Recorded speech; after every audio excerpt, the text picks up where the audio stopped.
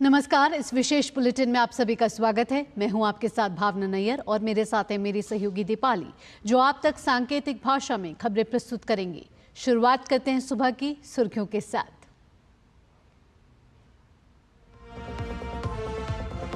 Italy पहुंचे प्रधानमंत्री Narendra Modi G7 के आउटरीच सत्र में होंगे शामिल।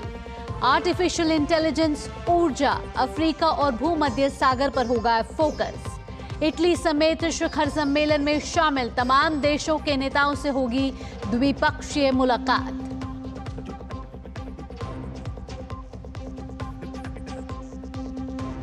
कुवैत अग्निकांड में मारे गए 45 भारतीयों के शव लेकर भारत आ रहा है विशेष विमान। विदेश राज्य मंत्री कीर्ति वर्धन सिंह भी विमान में मौजूद। मृतकों में ज्यादातर केरल के निवासी।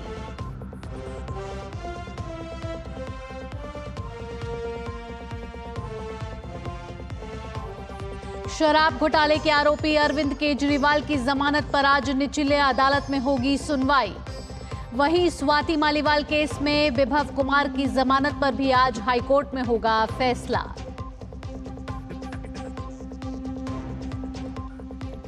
जम्मू कश्मीर के सभी स्कूलों में राष्ट्रगान अनिवार्य। छात्रों के बीच एकता और अनुशासन की भावना पैदा करना है मुख्य उद्देश्य।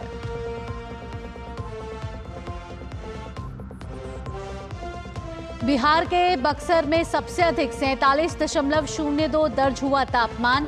हिमाचल के कई हिस्सों में भी पारा 5 से 6 डिग्री ऊपर चढ़ा।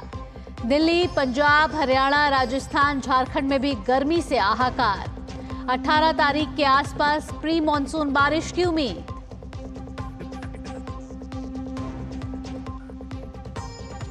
और खेल की खबरों में T20 विश्व कप में बांग्लादेश ने नीदरलैंड्स को 25 रन से हराया। सुपर 8 में पहुंचने की उम्मीदें कायम। वहीं इंग्लैंड ने सिर्फ 19 गेंद में लक्ष्य हासिल कर ओमान को 8 विकेट से दी मात।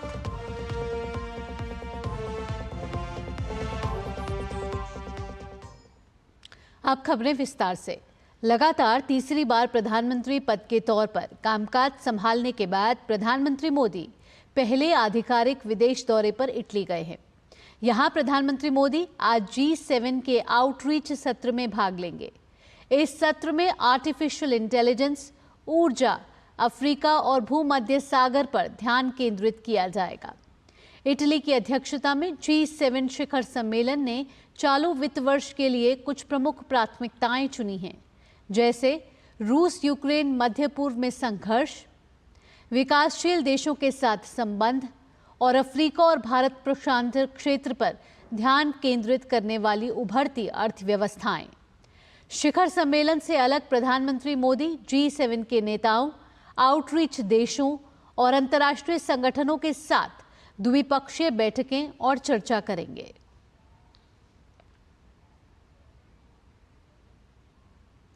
प्रधानमंत्री नरेंद्र मोदी G7 शिखर सम्मेलन में हिस्सा लेने के लिए इटली पहुंच गए हैं। प्रधानमंत्री मोदी ने सोशल साइट X पर लिखा कि G7 शिखर सम्मेलन में हिस्सा लेने के लिए इटली पहुंच गया हूं।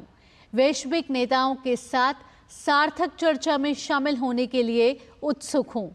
हमारा लक्ष्य साथ मिलकर वैश्विक चुनौतियों का समाधान करना और उज्जवल भविष्य के लिए अंतर्राष्ट्रीय सहयोग को बढ़ावा देना है।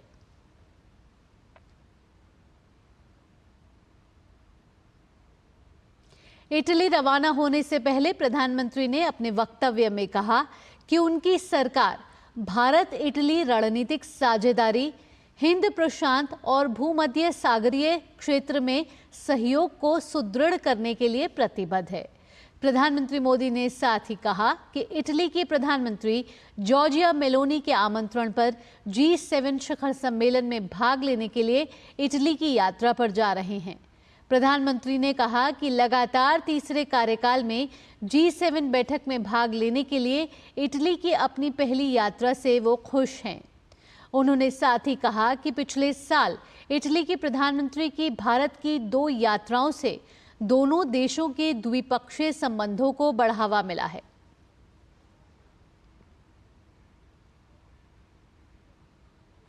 अगली खबर का और करते हैं। कुवैत में भारतीय दूतावास ने जानकारी दी है कि कुवैत आग हादसे में मारे गए भारतीयों को लेकर एक विशेष विमान कोच्चि के लिए रवाना हो चुका है।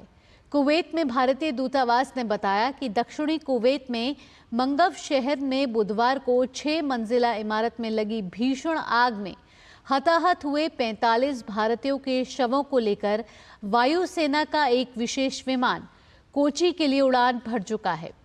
विदेश राज्य मंत्री कीर्तिवर्धन सिंह ने कुवैती अधिकारियों के साथ समन्वय स्थापित करके हादसे में मारे गए भारतीयों के शवों को स्वदेश वापसी के लिए मार्ग सुनिश्चित किया।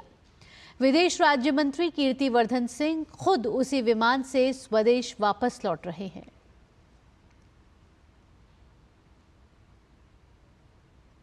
दिल्ली के मुख्यमंत्री अरविंद केजरीवाल की जमानत याचिका पर आज सुनवाई होनी है। आबकारी मामले में गिरफ्तार दिल्ली के मुख्यमंत्री की जमानत पर इससे पहले 7 जून को सुनवाई हुई थी। राउज एवेन्यू कोर्ट में हुई इस सुनवाई में वकील ने ईडी की ओर से दाखिल जवाब को पढ़ने के लिए 1 दिन का समय मांगा था। वकील ने कहा था कि उन्हें 182 पन्नों के ईडी के जवाब को पढ़ने के लिए और समय चाहिए। जमानत याचिका पर आज विशेष जज सुनवाई करेंगे। दरअसल राउज एवेन्यू कोर्ट 8 जून से महीने के अंत तक ग्रीष्मकालीन अवकाश के लिए बंद है। ऐसे में न्यायाधीश ने मामले की अगली तारीख जुलाई में देने की बात कही थी। केजरीवाल पक्ष ने इस बात का विरोध किया था, जिसके बाद आज की तारीख दी गई। अरविंद केजरीवाल के पीए विभव कुमार की जमानत याचिका पर आज हाईकोर्ट में सुनवाई होनी है। इससे पहले 30 हजारी कोर्ट ने 8 जून को विभव कुमार की जमानत याचिका खारिज कर दी थी। कोर्ट ने कहा था कि अगर आरोपी को रिहा किया जाता है तो वह गवाहों को प्रभावित कर सकते हैं। इसके बाद विभव ने हाईकोर्ट का रुख किया था। विभव कुमार को 18 मई को गिरफ्तार किया गया था। विभव कुमार की पहली जमानत याचिका को एक अन्य सत्र अदालत ने 27 मई को खारिज कर दिया था। आपको बता दें कि हाई कोर्ट में इस वक्त ग्रीष्मकालीन अवकाश चल रहा है। ऐसे में सुनवाई हाई कोर्ट की अवकाशकालीन पीठ में होगी। जम्मू कश्मीर के स्कूल शिक्षा विभाग ने केंद्र शासित प्रदेश के सभी स्कूलों को सुबह की सभा की शुरुआत राष्ट्रगान के साथ करने का निर्देश दिया है। स्कूल शिक्षा विभाग के प्रधान सचिव ने एक सर्कुलर के माध्यम से जम्मू कश्मीर के सभी स्कूलों में सुबह की सभा को एक समान बनाने का निर्देश दिया है। बुधवार को जारी सर्कुलर में कहा गया है कि मानक प्रोटोकॉल के अनुसार सुबह की सभा की शुरुआत राष्ट्रगान से होनी चाहिए। विभाग ने कहा कि सुबह की सभाएं छात्रों के बीच एकता और अनुशासन की भावना पैदा करने में अमूल्य अनुष्ठान साबित हुई हैं। विभाग ने अतिथि वक्ताओं को आमंत्रित करने, पर्यावरण के बारे में जागरूकता पैदा करने और नशीली दवाओं के खतरे के खिलाफ कदमों को भी स्कूल को सुबह की सभाओं में शामिल करने का सुझाव दिया है। और अब खबर मौसम से जुड़ी हुई। सूरज की तपिश और गर्म हवाओं के कारण उत्तर भारत में लोगों का हाल बेहाल है। रिकॉर्ड तापमान ने मौसम के मिजाज को और अधिक बदहाल कर दिया है।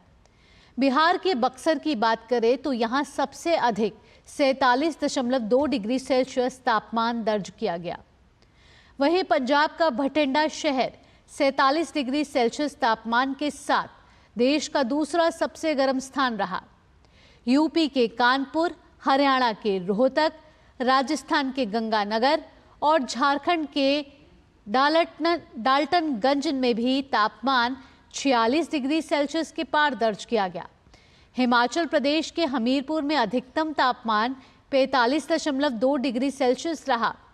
इस बीच मौसम विभाग ने उम्मीद जताई है कि 4 दिन बाद 18 तारीख से प्री मॉनसून बारिश हो सकती है, जिससे गर्मी की मार झेल रहे उत्तर भारत के लोगों को राहत मिलने की उम्मीद है।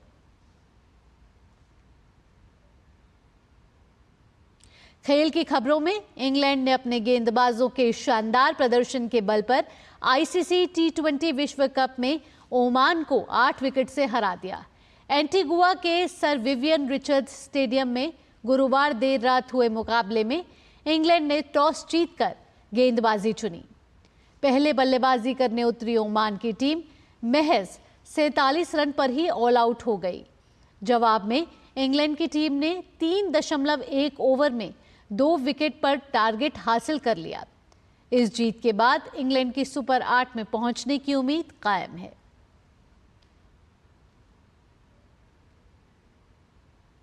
इसी के साथ इस विशेष बुलेटिन में इतना ही। मुझे और मेरी सहयोगी दीपाली के साथ फिलहाल के लिए डीडी न्यूज की टीम को दीजिए अनुमति। खबरों का सिलसिला यूं ही जारी रहेगा। नमस्कार।